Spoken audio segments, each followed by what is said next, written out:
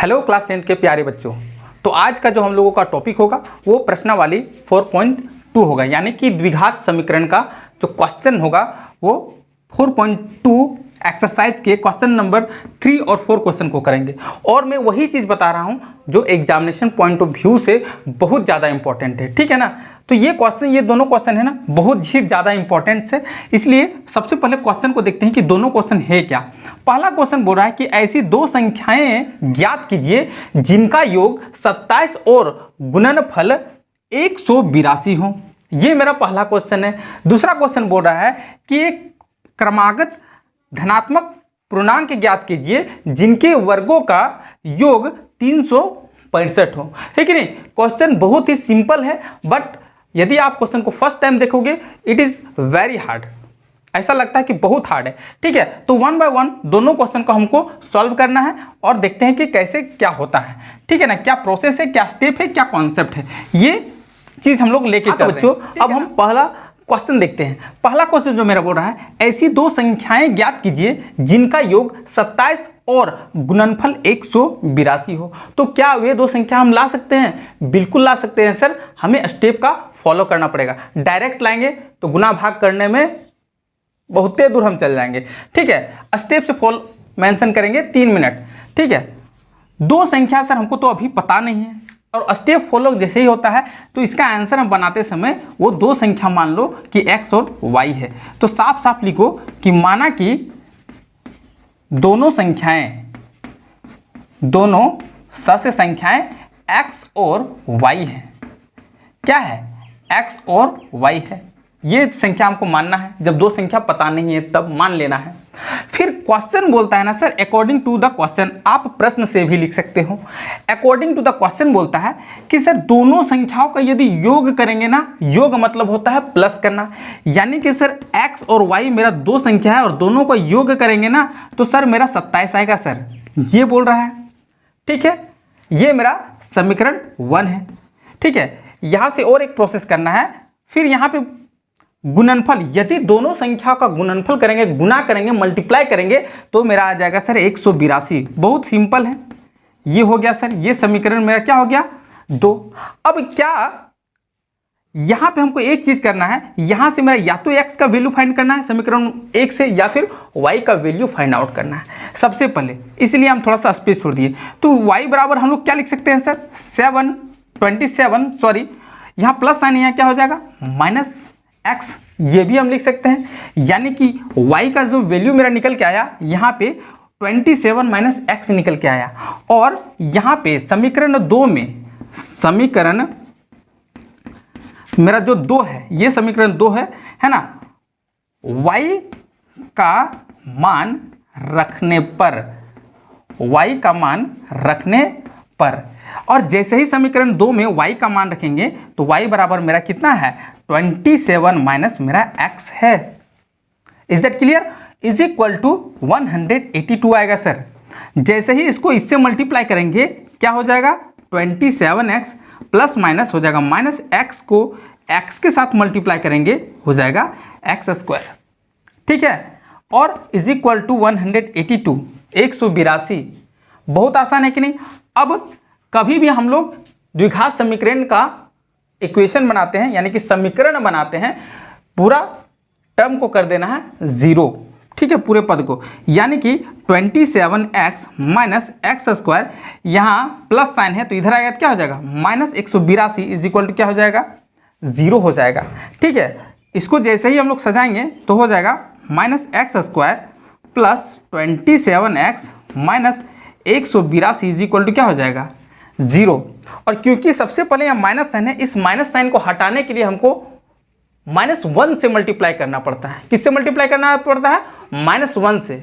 और आप लोग डायरेक्टली भी इसको सारा का सारा पद का साइन चेंज कर सकते हो, क्योंकि -1 से यहाँ पे जैसे ही डिवाइड करेंगे फिर से 0 आ जाएगा, ठीक है ना। तो सारा पद जैसे ही करेंगे तो मेरा यहाँ पे जो आएगा x², सारा पद का साइन, यहाँ माइनस साइन है, यहाँ हो गया प्लस साइन, यहाँ प्लस साइन है, यहाँ हो जाएगा माइनस साइन, ठीक है। और यहाँ माइनस है, यहाँ हो जाएगा प्लस 182 इज इक्वल टू मेरा आ गया 0। और कुछ नहीं, इसको हमको क्या कर देना है इस समीकरण को सॉल्व कर देना है। जैसे ही हल करेंगे मेरा वो दो संख्या आ जाएगा, क्योंकि x का मान यहाँ से 2 निकल के आएगा और वही मेरा दोनों संख्या होगा। Is that clear? चलो, तो यहाँ जैसे सॉल्व करेंगे तो एक्स स्क्वायर, अब यहाँ क्या करना था कि पहला संख्या और लास्ट संख्या इसको गुना करना पड़ता है, और गुना करके जो मेरा आता है सर 182 आएगा। और 182 को क्या ऐसा दो संख्या में तोड़ेंगे कि जोड़ने या घटाने पर मेरा 27 आ जाएगा। तो वो दो संख्या जो टूटेगा ना वो 13 और 14 में टूटेगा, इतना याद रख लेना। और जैसे ही इसको माइनस साइन देंगे तो ये मेरा -27x आ जाएगा। यहाँ पे यही चीज़ आपको उतार देना है, यहाँ हो जाएगा -13x -14x और प्लस 182 = 0। ठीक है ना? यदि आपको गुणनखंड विधि में कहीं भी प्रॉब्लम हो रहा है तो आप मेरे वीडियो का लिंक डिस्क्रिप्शन में दिया हुआ है, वहाँ जाके आप देख सकते हैं। ठीक है? और चैनल में यदि बिल्कुल नए हैं ना तो चैनल को कर दो सब्सक्राइब। चलो, कंडीशन खत्म। अब यहाँ क्या करना है सर, यहाँ पे 4 पद हो गया, यहाँ से 2 पद में और यहाँ से 2 पद में क्या करना है, कॉमन ले लेना है सर। यहाँ कॉमन लेंगे x -13, आँख बंद करके भी हम बोले थे कि x -13 यहाँ भी लिख देना है। ठीक है? फिर यहाँ जैसे ही 14 से मल्टीप्लाई करेंगे 14x plus minus minus plus और इसको मल्टीप्लाई करेंगे हो जाएगा 182। Is that clear? कुछ नहीं करना है, जो ब्रैकेट के अंदर में है 2 बार के बदले हमको 1 बार लेना है, इज इक्वल टू 0। यहाँ तक आप स्क्रीनशॉट ले लीजिए। ठीक है ना? थोड़ा सा इरेज कर दे रहे हैं, फिर हो जाएगा यहाँ पे, या जो ब्रैकेट के बाहर है x -14 जो ब्रैकेट के बाहर है उसको इज इक्वल टू हो जाएगा 0, और फिर से x का वैल्यू निकलेगा, यहाँ -13 यहाँ क्या हो जाएगा +13, या यहाँ -14 है x का वैल्यू निकलेगा क्या हो जाएगा यहाँ पे 14। तो यही मेरा जो संख्या है 13 और 14, इसको जोड़ने पर 27 आएगा और गुना करने पर 182 आएगा। तो बहुत आसानी से हम लोग इस क्वेश्चन को सॉल्व कर लिए हैं। चलिए तो हम लोग नेक्स्ट क्वेश्चन में चलते हैं। ठीक है ना? हाँ तो बच्चों, अभी हम प्रश्न संख्या 4 करेंगे जो कि बहुत ज़्यादा इंपॉर्टेंट है। क्वेश्चन बोलता है कि एक क्रमागत धनात्मक पूर्णांक ज्ञात कीजिए जिनके वर्गों का योग 365 है। वर्गों का योग, ठीक है? और सबसे पहली बात, कभी भी हमको क्रमागत संख्या क्या होता है वो जानना पड़ेगा। सर क्रमागत संख्या जो होता है तो उसको मानना पड़ता है कि नहीं, एक के बाद एक संख्या को क्रमागत संख्या बोलते हैं। ठीक है? तो वो हम सबसे पहले लिखेंगे कि माना कि है ना क्रमागत धनात्मक संख्या होगा। क्रमागत धनात्मक संख्या क्या होगा, x और x + 1 होता है। ठीक है? ये होता है। ठीक है ना? अब हमको कुछ नहीं बोलता है, अकॉर्डिंग टू क्वेश्चन, प्रश्न बोलता है सर ये दोनों का अगर यदि हम वर्ग कर देंगे ना तो उसका जो जोड़ होगा वो 365 आएगा सर। यानी कि x² + x + 1 का होल स्क्वायर कर देंगे तो 365 होगा। योग मतलब प्लस साइन होता है। Is that clear? बहुत आसान है।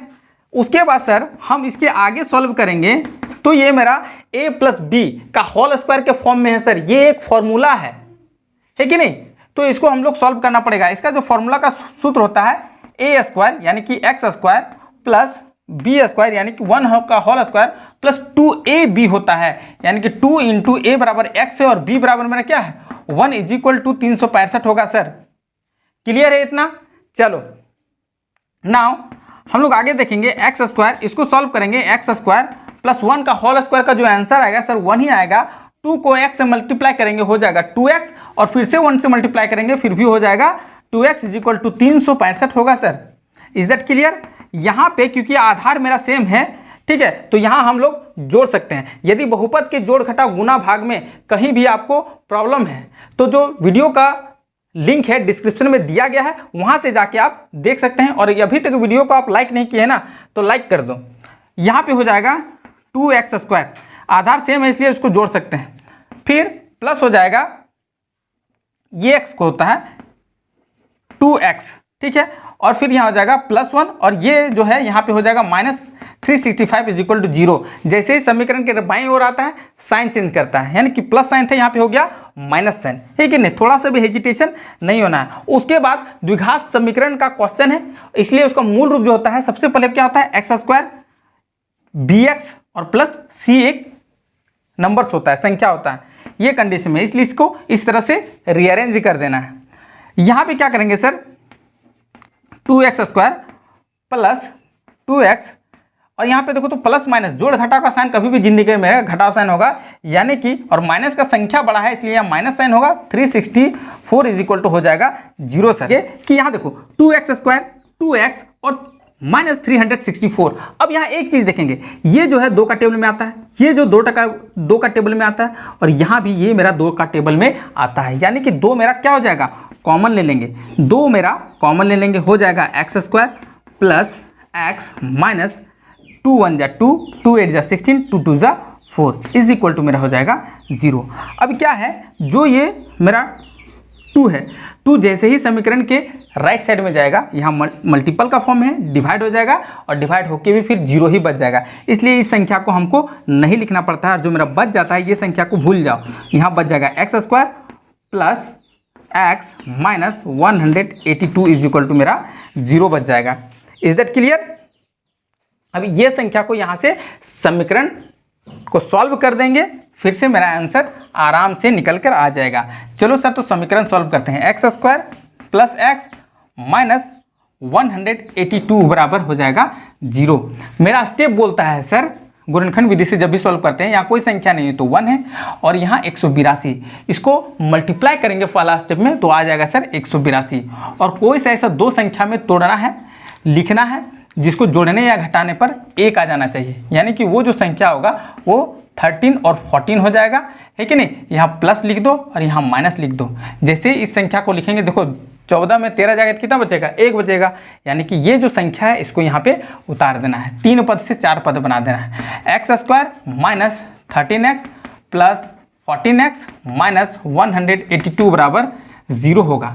यहाँ पे क्या करना है, यहाँ पे हम लोग को कॉमन ले लेना है, यहाँ पे x कॉमन लेंगे, हो जाएगा x माइनस 13, ठीक है। फिर आंख बंद करके एक बार यहाँ भी लिख देना है, और यहाँ प्लस साइन है, प्लस 14 से x को गुना करेंगे 14x, प्लस माइनस हो जाएगा माइनस, और 14 से 13 को मल्टीप्लाई करेंगे आ जाएगा 182। यहाँ तक क्लियर है, ठीक है। अब कुछ नहीं करना है, अब ये जो 2 है ब्रैकेट में, इसके बदले एक संख्या लिखेंगे और लिख देंगे 0, या x plus 14 is equal to 0। यहाँ से x का वैल्यू निकालेंगे, हो जाएगा प्लस 13, क्या हो जाएगा प्लस 13, और यहाँ से x का जो वैल्यू निकालेंगे हो जाएगा माइनस 14, प्लस है तो क्या हो जाएगा माइनस 14। Is that clear? अब जैसे ही यहाँ पे आगे देखेंगे, ये जो मेरा ऋणात्मक संख्या आ गया माइनस 14, तो ये संख्या मेरा क्या हो जाएगा, अमान्य संख्या हो जाएगा, क्योंकि धनात्मक पूर्णांक संख्या निकालना है, धनात्मक ऋणात्मक नहीं निकालना है, तो क्वेश्चन में ध्यान देना है। इसलिए जो मेरा पहला संख्या हो गया, वो हो गया 13, और दूसरा संख्या बराबर क्या था, x प्लस 1, यानी कि हो जाएगा 13 प्लस 1 बराबर 14। तो ये मेरा दोनों संख्या आंसर निकल के आ गया। I hope it is a very easy question for all our the students. It is a not hard, very tough question. So I hope just you have completed all the question which is very important in the point of examination। ठीक है, फिर मिलते हैं next video में, तब तक के लिए बाय बाय।